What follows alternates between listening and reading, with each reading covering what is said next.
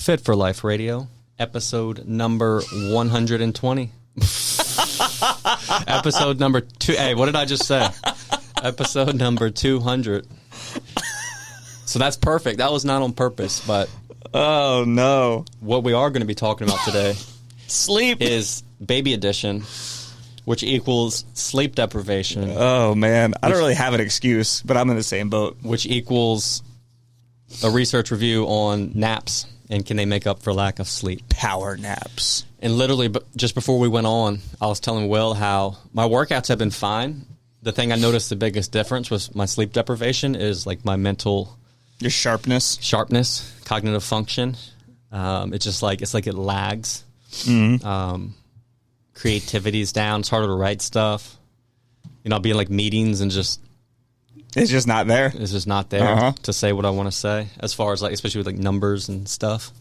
And here we are. Episode number 120. But right before we went on, he was like, what episode is it? I was like, I think it's 200. Which is if literally like the easiest. It doesn't get easier. We've been working towards 200 for... Episode 1, episode 100, episode 200. Those should be the easiest to remember. Those are cake, man. But, yeah, so if you don't know, I just had a baby a month ago. And actually, damn, a month? Yeah. Today, we're recording this on Friday. Oh, my God. On Friday, and it's already been a month. 1 month old, yeah. So, and we're doing the... sharing stuff, sharing duties. I have a... It's the only way to do it. You know? No, I mean, I think in like, say you have like a real job, where I guess you that's like true. Work machinery, or, and you just got to have your sleep, and also maybe if the mom is like completely like breastfeeding, like latching on for everything, then it's more dependent. But we're doing like the pumping and... flexibility with my schedule, and then it's important too, so Alexis can get sleep and then be able to pump, have plenty of milk and just not have to, she can feel somewhat revived. So we're doing like where we kind of split the night so we can at least get like 1 4-5 hour stretch each, so she'll like watch them from like 9 to 2, and then I'll watch them from like 2 to 7. So in theory, my thought was like, we'll at least get like 1 REM cycle of sleep and deep sleep, and which is true. And for the most part, we've been pretty good, but still I've always gotten 7-8 hours of sleep. And even then, some nights I'll still hear him cry, even though we're on like, one of us will go to bed and the other one's like, we have a whole station set up downstairs where we sleep on the couch and watch the baby. So, it's crazy because I feel so I'm essentially getting like 4 or 5 hours of sleep a night, and then maybe a little broken when it's like my duty. But for the most part, I can't really fall asleep on the couch, and like I'm like, you hear a little grunt from the baby or whatever. And you're awake, yeah. But I also see, you do kind of adapt after like a week or two. But I also know, and that's where you don't want to get too cocky. You're like, oh, I can see, how a lot of times you talk to people who only sleep 5 hours. Like, I only need 5 hours, and I'm great. Like, no, you just gotten used to it. But now you're also used to like operating. It's a different level, right? Yeah. A lower level. But I feel that, and it's still good in a sense that like, okay, you get into a routine, you handle the things you have to handle. But it's definitely, like I said, for me, my workouts have been okay. Keep your nutritional point, and getting some sleep. I've been able to manage them pretty good. But it's more the cognitive stuff. So, yeah, and then we have.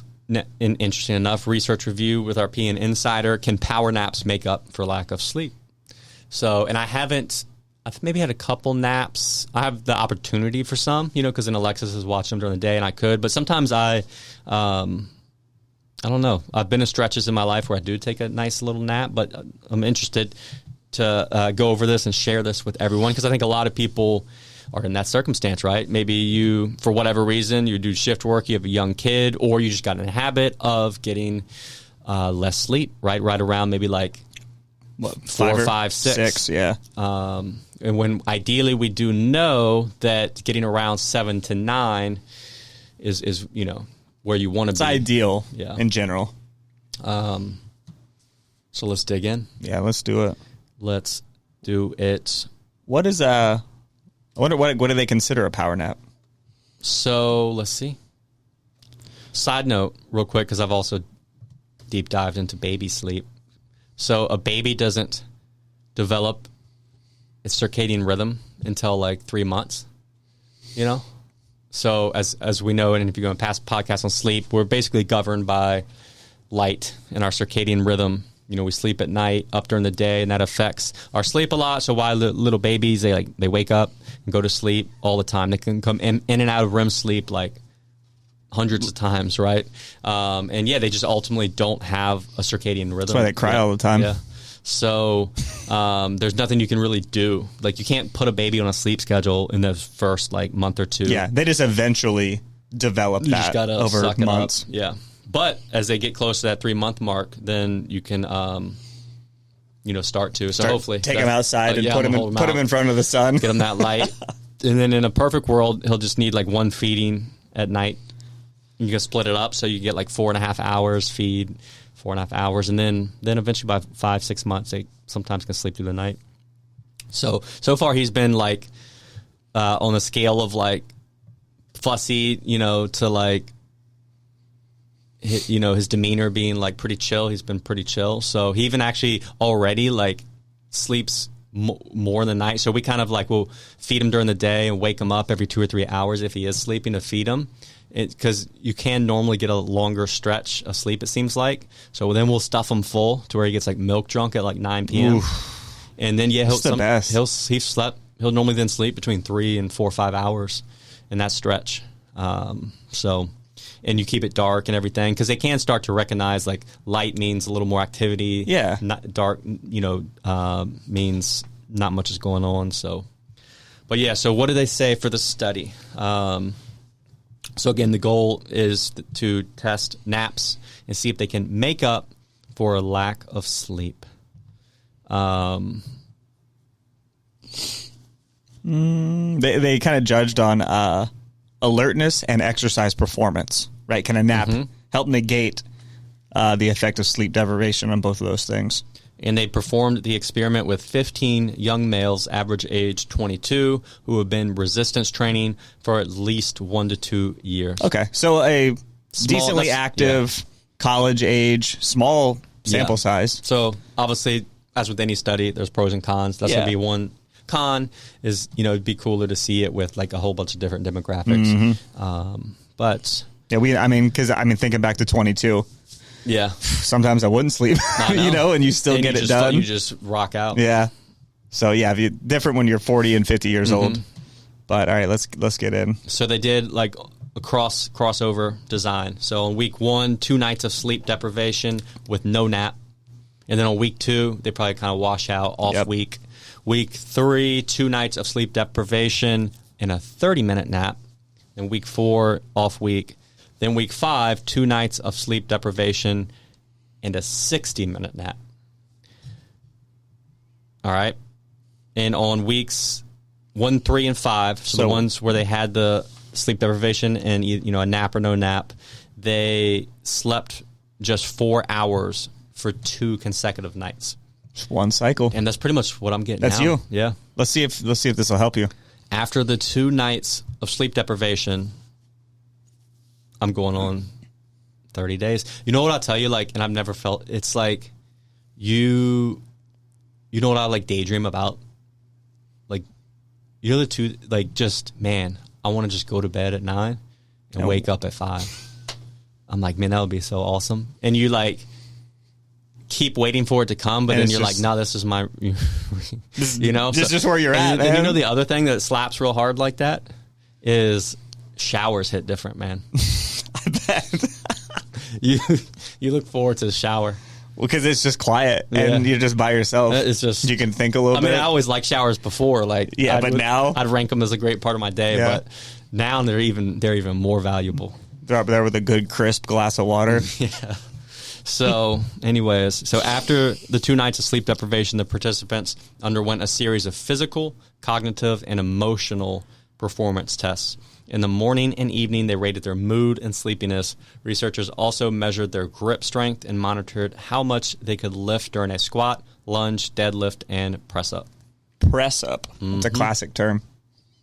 I guess it's like a bench press. That's how you can tell that this study was probably done in like, Europe or I think it's a UK thing. University of England. It's either a push-up. I think that's what they call bench them. press, or a bench press. I don't know. Either way, who cares? So, what'd they find? All right, naps did not affect how much they could lift when they were sleep deprived. So it didn't help. Like if you're sleep deprived, like it's not going to help you. But they did make your mood, alertness, vigor, happiness, all better, which is a very big thing. Like, because that impacts our whole day. Yep, better on the days they napped. Yeah. And whether it's a 30 or 60-minute nap didn't affect the outcomes. So really the gold range is like you could get a 30 and you're good. I'd be interested to see if it's hard to get a 15-minute nap, but would that be enough? Yeah. We need to do more testing.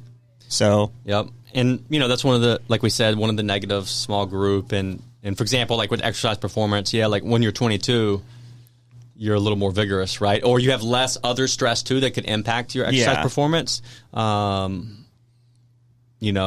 just a little more resilient you're gonna have, at 22. Your bucket is going to be bigger to hold things, to hold that stress load.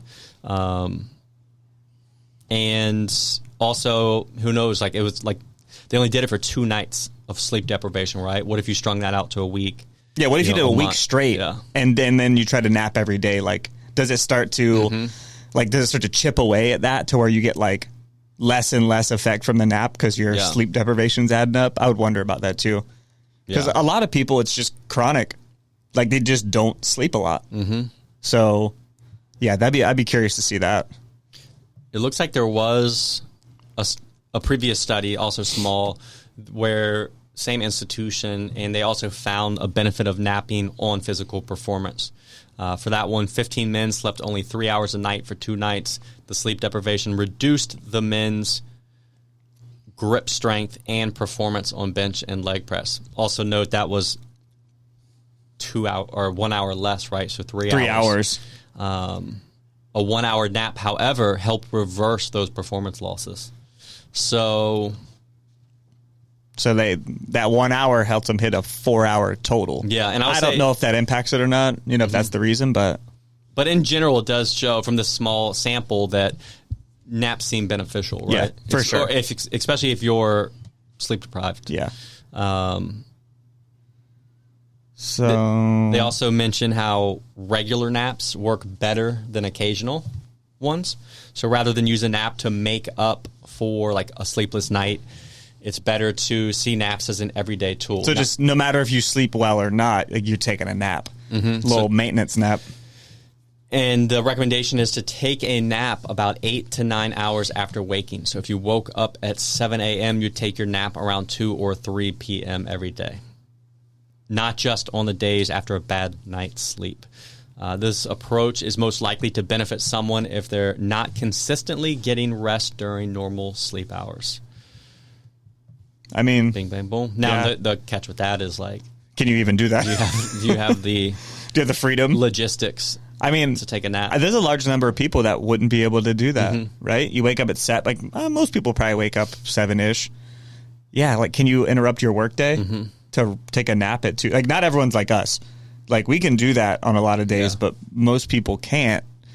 So yeah, I wonder. It says down here too, like you actually didn't eat. Like some people didn't even fall asleep, right? But they got the what is it called? Where you can just like non-sleep deep rest. Is that what it's called?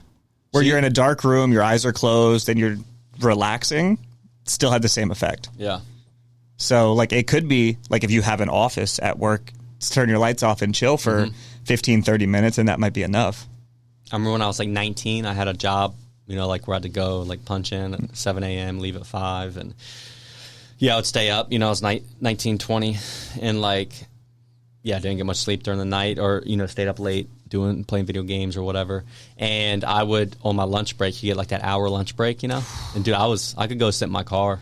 Oh, I could pass out. Especially if it was a sunny day and it's like warm. Dude, I love that. And get a good 30, 40-minute nap. I used to do that. I don't know if you did this. So I didn't live, when I went to ODU, I didn't live there. So I commuted, but bro, I would nap anywhere. I would go to my car. Dude, the number of times I napped on a couch in the web center every day. Bro, I could just take a routine nap because I didn't sleep. just, again, playing video games late or doing whatever. You're on like 4 hours, and then you got to be at 8 a.m. A little midnight nap, man. I could do it everywhere. Boom. I still take naps, too. I like a good nap. From time to time. I like a good nap. But I think, I do. My takeaway from this is if I'm going to do it, make it, especially in this stage, right, of who knows when I'll get back to normal sleep. It's going to be at least another 5 months probably. Make it a habit. Make it a habit to like take a little nap. Yeah. I think because a lot of people, you'll talk about napping and they're like, oh, I can't nap. I can't ever fall asleep. But like this shows, like you don't need the pressure of thinking I have to fall asleep. Like you could just sit there and chill and relax. And that's enough as long as your eyes are closed and it's dark. And if you can take that pressure off, it's probably better. Because nothing worse than laying there and just thinking about how hard you want to fall asleep. Yep. Because it's not going to happen when you're at that point. So, you know, if you can just relax, like you're still good. You're going to get the benefits. And the benefits of getting enough sleep, right? Like we see it, especially for your mentals, right, is huge. And it trickles down for a lot of people. Like when we have less sleep, we end up having more food cravings, things like that. So it makes it easier. I'll say this: if I was trying to if I wanted to diet, you know, lose body fat, which would mean I had to eat a little less, and all, that would be so much harder in a sleep deprivation state. Whereas just maintaining the stuff now, I find fine, and actually, even like this note, it's like exercise performance seems okay, but I did notice, my appetite seems stronger, and I just feel like I would get sick easier, if I was trying to cut calories and sleep deprived. It's hard. And exercising. I just feel like I would, hit a ditch and just. So. Well, that's kind of a hole you're digging yourself in with all of that. So, and then when you think about it, a lot of people who get sick all the time struggle with sleep, or they don't get enough sleep. That's when a lot of the processes and repair happens. Yeah, so it never quite fully, repairs. Your immune system gets weakened and things like that. And then boom. So that's something to keep in mind too, right? Like, what are your goals? That's where I think sleep. And again, if you don't have to have 8 hours of sleep to lose weight, like if you get in a calorie deficit, you will lose weight. But when you're in the sleep deprivation, it's more of an uphill challenge because, again, your body's going to search for energy. Yeah, you're just hungrier. So it's well, I'm not getting it from sleep. I'm not getting fully recharged. I need to, let's seek these things out, right? So then you're going for the snacks. You want calorie density, so that's why it's easy to get a donut. Snicky snacks. Or a little snickety snack, yeah. I picked up a couple packs of Oreos. I saw them in your picture. They were on the end cap, and then there was a mint one or something. So and then, dude, it's so easy to eat the whole thing. Or even I was talking about this with Diego, nutrition coach. It's so easy to eat an extra 500 calories a day. It's really easy. It's nothing, dude. 500 calories with stuff like that is literally nil. Yeah, you feel it's like air. And I'll even, a portion is three Oreos, Was it 130, 140 calories? Yeah, and I'll even kind of have planned, my normal, meals, and then it's even kind of worked into my allotment, and then I'm going to have these Oreos. But then I'll have the 3 Oreos. And they're gone. 7 minutes later, I got to get up and go get the dog's treat, and then I'll grab 3 more Oreos. Your little treat for yourself. Then I'll eat those, and I'll be like, I'm going to get a glass of water. 9 minutes after that, and then I'll grab 3 more Oreos, and then I'll literally end up whacking back 15 Oreos. So then that's an extra, that's 700 calories. Yeah, just like that. Now for me, and this would be a good topic to have Diego on for. I'm fine with it. I understand, because I also know if my weight creeps up or I get to a point where then I'm very confident in I'll just do a diet phase. Yeah. And I know what that looks like for myself. I'm confident I can see it through, 3 to 6 weeks is all I need.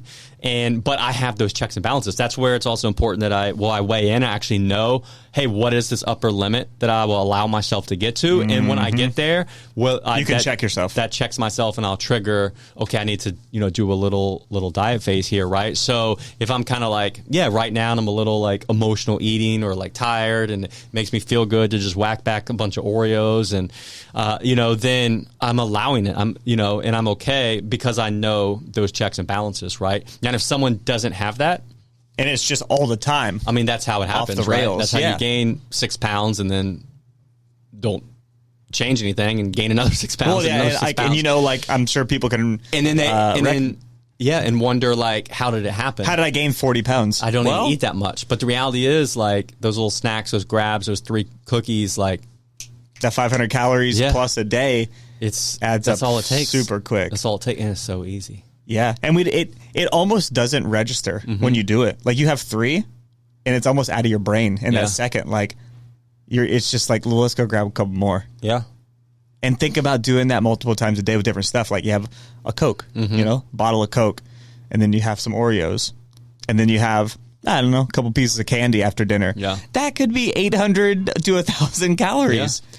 And you know what but then another layer to this is after a while, like they lose their appeal. No, they're just, but because I have nothing else, like then I've had a couple nights where I was good not grabbing them because like there's nothing, I've had them like 9 nights in a row. Mm-hmm. And then, but if I had a pantry full of other stuff. Oh, you could just rotate a little different something every day. You know what I'm saying? And that novelty, man, it really just does you in, right? Mm-hmm. And like, because you can always go to something new, and by the time you come back to the Oreos, they're fresh again. You've been eating chips or popcorn or whatever, and now those Oreos are hitting. Yeah, and even my wife, she was having like ice cream every night, and then she eventually was like, "I don't want this. Can you just make me oats tonight?" After and because it's the novelty wore off, and then too, like, if both of us, and it's like, when we want a little novelty, like we'll just go out and get it. We'll go to the pizza place. We'll go, get some Poppy's Creamery, which is only a 1-week drop, right? We'll go get some sushi. We'll go, whatever it is, and you kind of get it and just create that separation. And that definitely works for us, right? So I see where like if I end up getting like a bunch of Oreos, a bunch of Teddy Grahams, a bunch of peanut butter crackers, a bunch of this, a bunch of that, then you have like, you're always going to be snacking you have on endless stuff. Stimulation. Yeah. So those are my things, right? Like in this month where you have kind of allowed myself,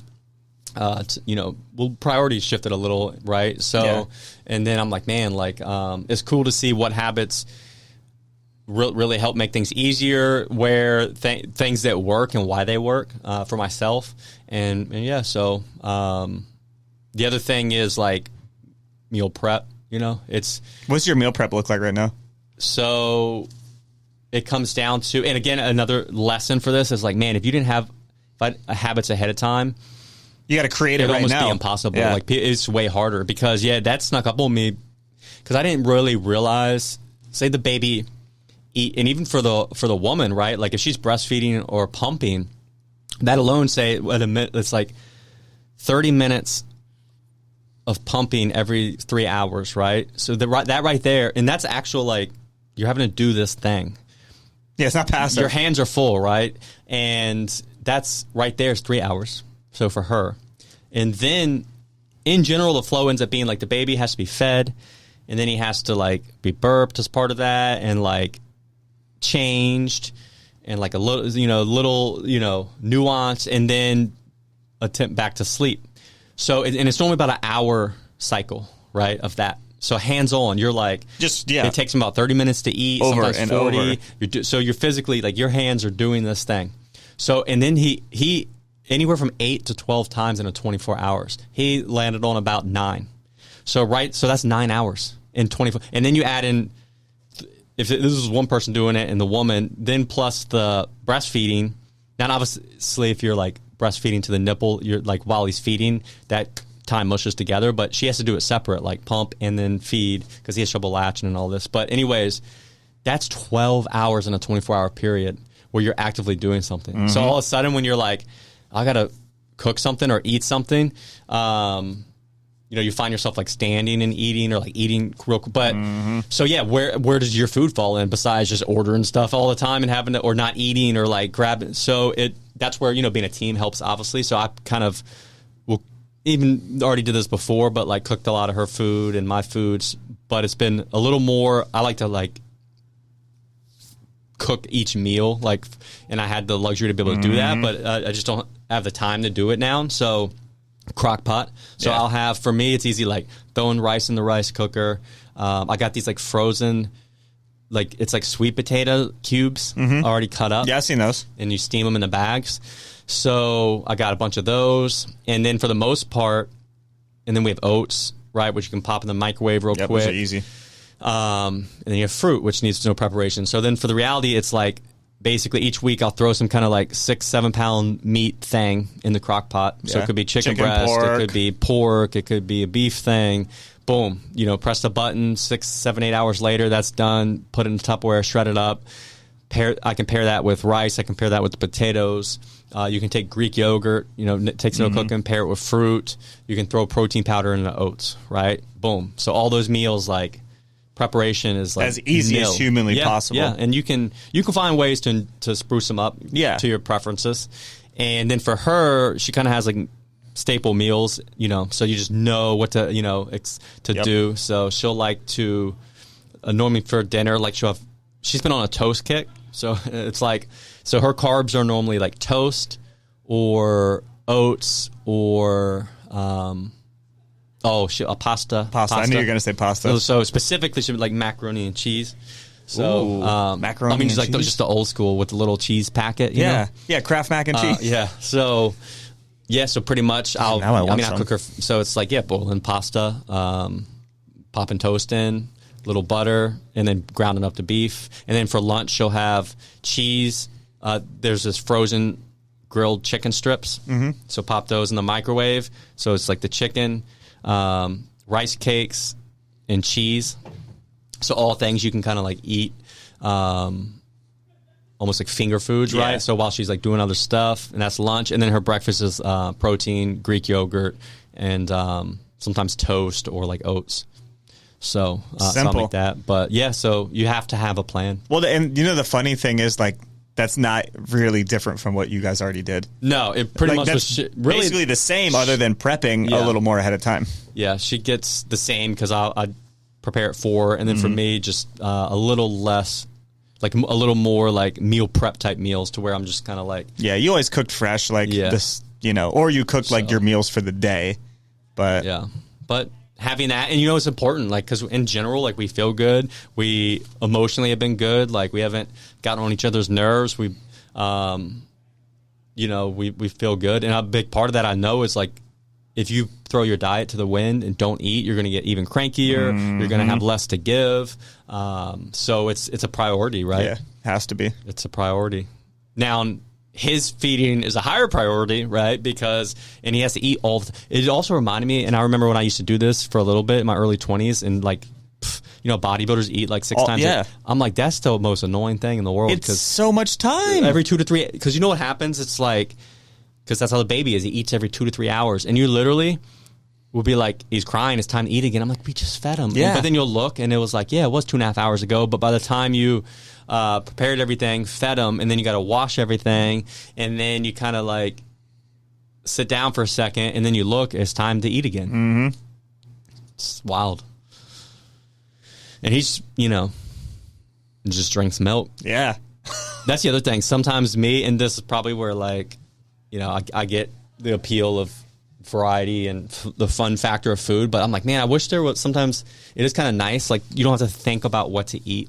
Like, and we know, like, breast milk is like the perfect food for an infant, for a baby, right? I wish there was something like that for adults. For adults, like, I was just like, this you is just the food. know you're getting everything. Yeah. This is the food. And you just would eat it, and that's that, and you just move on. Like, is there anything that has the perfect? No, there's not. No, because I guess that's what makes us omnivores, right? Yeah, because we need more. But isn't it wild that we know so much, but we don't know? But then you look at so many other animals, and we do know. You do know, right? They just eat the same thing. Yeah. Like cows eat grass. Yeah, and like lions eat zebras. Yeah. They eat like think of how many animals there are that just eat like one food and they get all their nutrition from that. Yeah. But then there are other animals that have to eat multiple things. Yeah. Or can. Well, that's why I like You know? rats and stuff. Like that's why we're so similar, I guess, because they're omnivores too. What about goats? They Goats, eat it all, baby. yeah. What other omnivore animals are there? I mean, there's some that are, like bears are kind of omnivores too. They can be. But in a way, I guess we're still unique. And No, we are and unique. a lot of people argue that's one of the things that did make us so unique and be able to conquer so much, because we're able to adapt to almost any environment, right? We can survive and almost basically thrive on like On basically anything. different foods, different diets, Yeah. different climates. Well, I mean, think like, dude, you got people eating the carnivore diet and people that are raw vegan. Yeah. Like, it's crazy. So, yeah, it's interesting. But, yeah, overall, feel good. Would prefer to have more sleep, but you do it. Take a nap, now dude. Get a nap in. Just schedule your daily. Just lay down for 15 minutes. Turn off the lights. After this, I'm going to turn this podcast room Ooh, into this would be a good nap room. This would be a good They nap actually room. right over here have They have pods? it's like a nursing/nap room. You know, the door over here that you've never been in because you probably I'm not never thought nursing about or napping. nursing. Hey, you know what, though? I would almost feel bad. Like, imagine you're taking a nap and then somebody needs to come nurse and you're like, it's like using the handicap You're like, stall. oh, I don't mind. Yeah. Like you see some dude wheel up and you're in the handicap stall because you just wanted more room and you're like, oh no, someone actually needs. Oh, man. You ever see the skit that someone did with that? It's like the worst nightmare, right? You just see him look through the crack too. Yeah. No. All right, so hopefully you got some benefit from this one. Yeah. So really, Let us here's the benefit: take a nap. Take a nap every It's day. Definitely not going to hurt if you can. And a nap can mean just chilling with your eyes closed in the dark. Yeah. With no real pressure. Just decompress for a second and then go back to your day. That's it. Yeah. If you're sleep deprived, get that nap in. Nappy. All right, that's episode number 120. Also known as episode 200. Yeah. There we go. Back on track, back in action. We're back at it. I was sick. He had a baby. We're good now. Yeah. New year. No, that was like our shipyard shutdown. That was our shipyard shutdown. We shut down for 3 weeks. So we're good. All right. Catch you next week. See ya. As always, thanks for listening, guys. If you want to learn more, check us out at coastalfitnessva.com or garydeagle.com. We'll see you next time.